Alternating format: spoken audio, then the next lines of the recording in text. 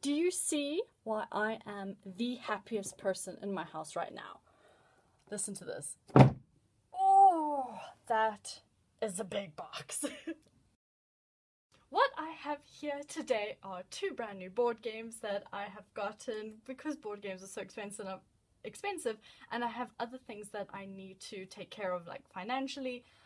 Probably going to be getting married within the year or 2, so I have to start saving for that and a new place with my partner.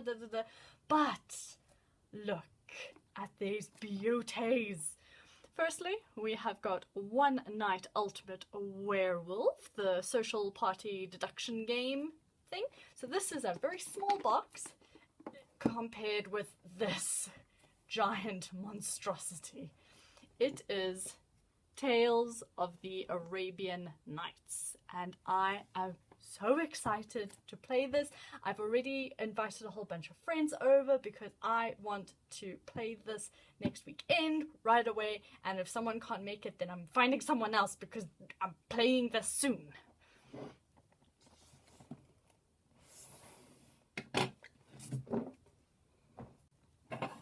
But we are going to start with the smaller box. Oh my goodness. I was umming and ahhing about which version of One Night Ultimate Werewolf to get. I was like, shall I just get Daybreak? Because it's got these very interesting characters and all of these fun things. And then I was watching some reviews. I do actually watch other reviews before I decide what games to buy, sort of thing. I like to suss out my games and see which ones, this is a tough one, would grab me the most. And someone recommended that on its own, Daybreak is not so great. Together with the base one, it's fantastic, but on its own, not as much. So this is One Night Ultimate Werewolf. Bezier Games, I'm sorry, I do not know how to pronounce it, made by Tellin Allspatch, I think, and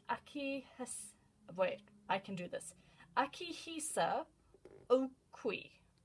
I'm butchering it, and I'm so incredibly sorry. Sometimes languages are not my forte. So it takes 3 to 10 people, about 10 minutes, and 8+ is the recommended. No moderator, no elimination, no downtime. A 10-minute game that keeps you coming back for more. One Night Ultimate Werewolf is a fast game for 3 to 10 players where everyone gets a role. One of the dastardly werewolves, the tricky troublemaker, the helpful seer, or one of a dozen different characters, each with a special ability. Because it's so fast, fun, and engaging, you'll want to play it again and again, and no 2 games are ever the same. Compatible with One Night Ultimate Alien, Vampire, Supervillains, and Daybreak. Contents, and then we're going to go through the contents now, so that's fine. I did almost want to get the what am I thinking of? The vampire one, because I thought that would be cool. And then I was like, you know what, Kate? What are you more of a fan of? Vampires or werewolves? And I was like, psh, werewolves, obviously. New Classics 2018 Social Deduction Catalogue. Free poster on back. And it's got a thing for werewords. One Night Ultimate Werewolf, which is one I have. Oh, what is this poster? What is this poster? I'm guessing that this is just for the 2018 reveal. Ooh, ooh, ooh. This village has gone, it was 4, but now it's 0 days without wrongly accusing someone of being a werewolf. Oh, I like that. I like that. I think I'm going to keep this open and try to like iron it a bit flat maybe to get rid of the creases, because I think that is hysterical to like have in my house one day. Alright, okay, moving on. We've got a little brochure of the contents. So we'll get 1 doppelganger, 2 werewolves, a minion, 2 masons, a seer, a robber, a troublemaker, a drunk, an insomniac, a hunter, a tanner, and 3 villagers, and each with a corresponding little token. Then it explains the roles. Now I have downloaded the app, so I will be able to play it with no one has to like be the storyteller. Everyone can just play. And I'll read the little descriptions when I have the cards, otherwise, I mean, no one else is going to be able to see it. A getting started guide, fantastic. I will know how to, obviously get started. Ooh, let me tip this. Oh, yay! Yay. Look, I actually really like card punch outs for me to use. Oh, I thought that they were going to be more like cards, but these are like thick cardboard things. And look at these different ooh, they're falling out already. They are falling out already. They feel really good, but the fact that they're all falling out already, I just lightly touch them and boom, gone. So you've got all of your cards, and then you've got a little tray of the characters. And why do these have numbers on? One, oh, is that the order? Is that the order in which they go? Let me... saw something somewhere with an order. Yes, 1 doppelganger. Okay, so that's the order in which people go. You can see the villagers don't have any numbers on them like the others do, so the villagers don't get to open their eyes. What I heard when someone was describing it, the villagers have like the most boring role, but I don't think every game has got like a ton of villagers. There could be more of these other I was going to say creations, but creatures might be a better one to do. Okay, getting started guide. In One Night Ultimate Werewolf, each player takes on the role of a villager, a werewolf, or a special character. It's your job to figure out who the werewolves are and to kill at least one of them in order to win, unless you've become a werewolf yourself. Unlike many other games, the real fun in One Night is figuring out exactly what happened over that one night. Where many of the players performed some sort of special action, you'll need to figure out what team you're on because your roll card might have been switched with another roll card, and then figure out what teams the other players are on. At the end of each game, you'll vote for a player who isn't on your team.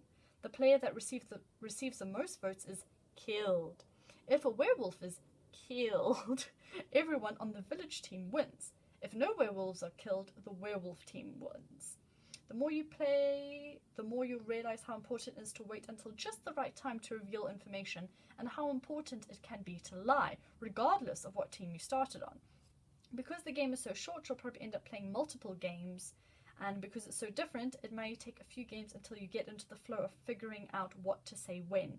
And soon you'll realize that events of previous games have an undeniable impact on the current game in terms of how players behave, who they believe, and what their real motivations are. Yeah, if you kind of lie to someone in game 1, they're not going to trust you in game 2. First game setup. Setup differs based on the number of players, 3 to 10. For your first game, it's recommended that you play a 3 to 5 player game to get a quick sense of gameplay. If you have more, don't worry, the game is very quick and everyone will enjoy watching. Okay. So, 3 players, you have 2 werewolves, 1 seer, 1 robber, 1 troublemaker, 1 villager. If it's 4 players, you add another villager. If it's 5 players, you add another villager. There should always be 3 more cards than the number of players. Shuffle the selected cards face down and deal 1 to each player. Put the remaining 3 cards and tokens that match all the cards being used in the middle of the table. Each player should secretly view their card and place it face down near the 3 cards in the center of the table. All players should be able to reach all cards easily as shown in the example. Night. There are several roles that are called on at night to do an action. However, players with a villager, tanner, or hunter card never wake up at night. That's interesting. I didn't know that. In addition to having a roll card, one player is designated the announcer unless you have the app. So you don't need an announcer when the app is running. And pretty much during the night, everyone closes their eyes until the announcer tells them to open their eyes and do something, and then they open their eyes and do something.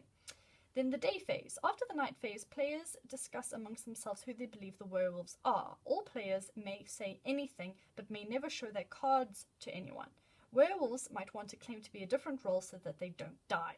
Because certain roles change other players' cards, some players will believe they are one role when they are actually a different one. After the night phase, your role is the card that is currently in front of you, which may be different than your original role. But no one may look at any cards after the night phase. So, you might not know what you are at the end. which I think is absolutely hysterical. Using role tokens. During the day phase of the game, players can use the tokens to help them deduce players' roles by placing appropriate tokens on top of cards that they've verified, like killed. Having the role tokens that are in play during each game near the center of the table. If you aren't using the app, announcer tips, other tips. I don't think I'll go there. But I love the illustrations. Like, look at that, like, slightly confused, but very cool and, like, sinister. Werewolf. Sinister. That is the right word. So, then, let's have a look at all the different cards. Okay, number 1 is the Doppelganger. Now I will get to unmask my cards. Look at this. Go. Oh, no, that one's not as loose as the others. It's okay. I'll get there. Oh, yeah. There it comes out. Ah, there she is. Okay, so the Doppelganger is a fairly complicated card because she takes on the role and team of whatever card she views. If you haven't played with most of the other roles yet, skip this section for now. It will make a lot more sense then.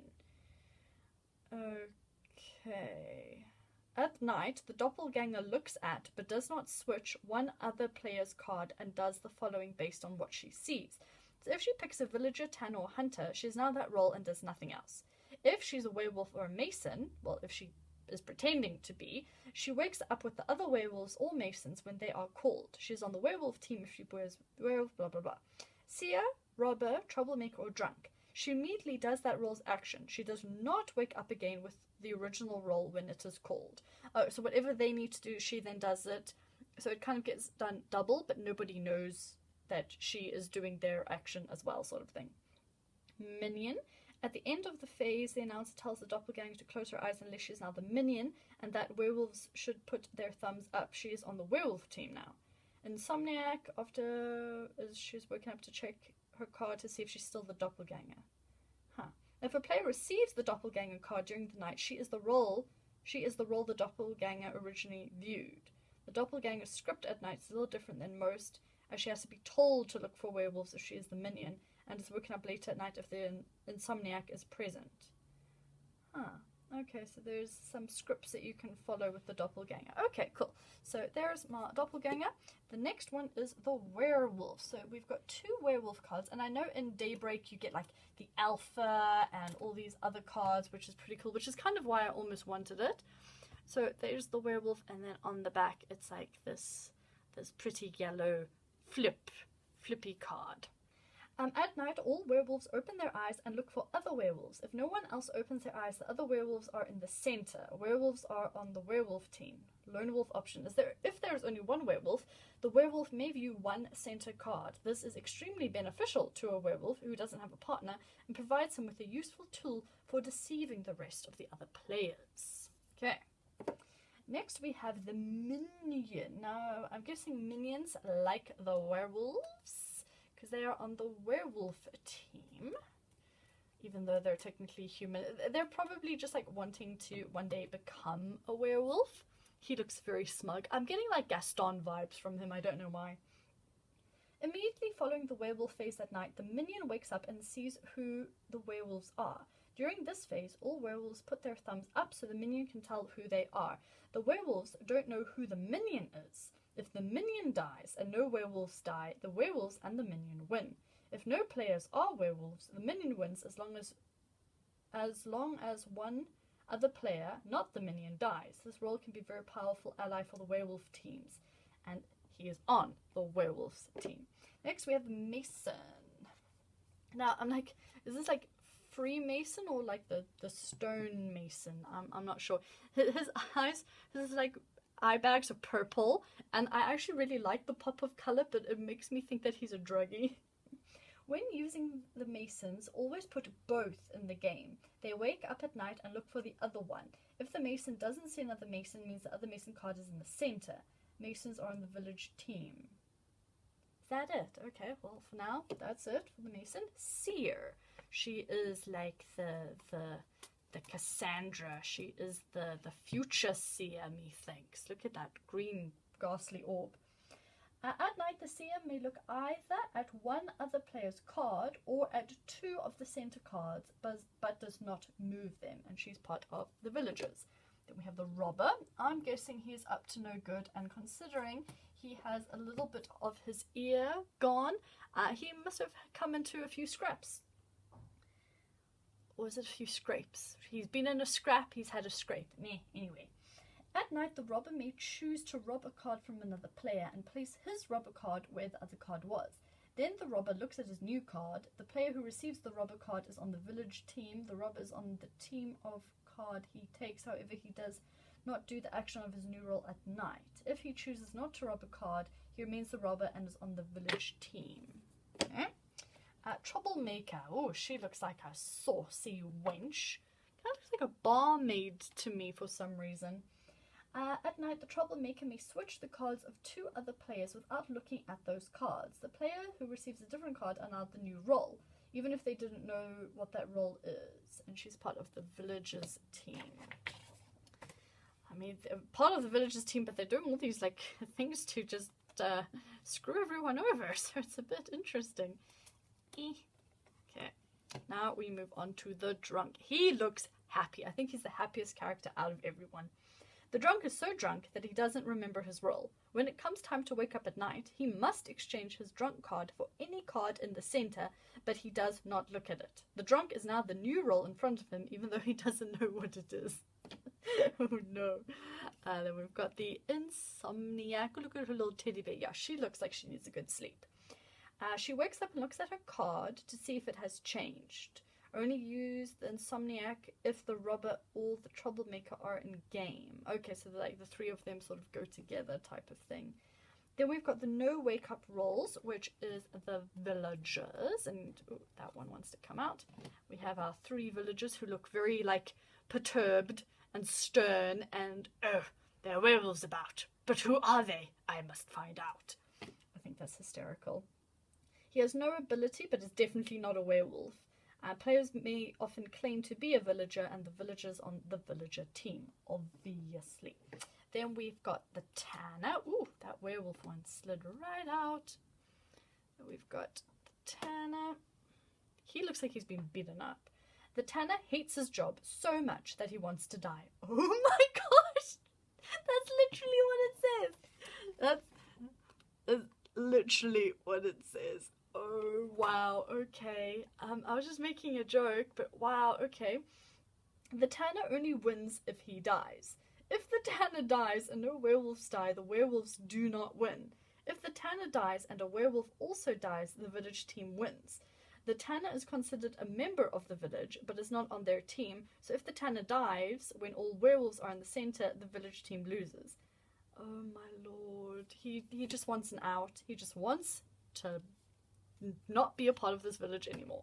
And lastly, we have the hunter with his buck-tooth and giant shotgun. Jeez. If the hunter dies, the player he is pointing at dies as well, regardless of how many votes his target receives. The hunter's on the villagers team. That is kind of crazy. I like kind of can't get my head around this game, but at the same time I think it is extremely cool and I can't wait to try it out. But I think the more games you play with people, the more suspicious they are going to be and the more hard it gets. So it says for setup, you deal a card to each player around the table. I mean, they used 5 as an example, and then you have 3 cards in the middle, and then all of the tokens in the middle as well, just like this wonderful little picture here. And then it's an easy reach for everyone to get their tokens, and since I have taken out everything else, I might as well take out the tokens as well. It's pretty much just the same image of the card, and the back is like a whitewash of it. And so this is going to help people. So then when they are doing like verified, like I know that's an insomniac, they can do that, and then they can see how many people are still possibly in play with the pile that is left. So if you're not playing with like the Tanner, for example, his token's not going to be here. You're not going to be able to play with him. Oh, it is so satisfying to take out these little punches and then to like play with them. They've got like a nice weight to them, and I feel like unlike with other card games, they're not going to get nearly as damaged. And considering people are just sort of only turning them over and swapping them around, you won't, really need to shuffle them or damage them in any way. And that is fantastic because I don't like my cards being damaged. And that is One Night Ultimate Werewolf Unboxing. I am excited to play it eventually, and I hope that it is going to be as fun of a social deduction game as everyone says it is.